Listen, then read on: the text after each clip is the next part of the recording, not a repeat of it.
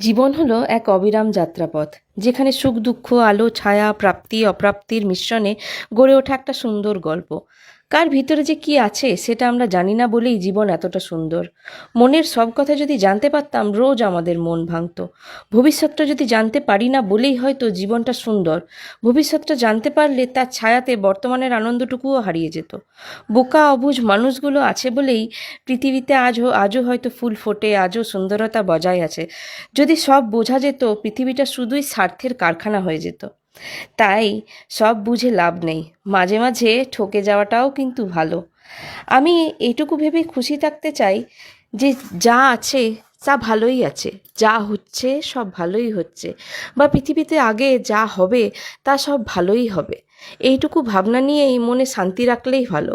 বেশি ভাবতে গেলে, বেশি বুঝে গেলে, বেশি জেনে গেলে পৃথিবীটা সত্যিই অসুন্দর হয়ে যাবে।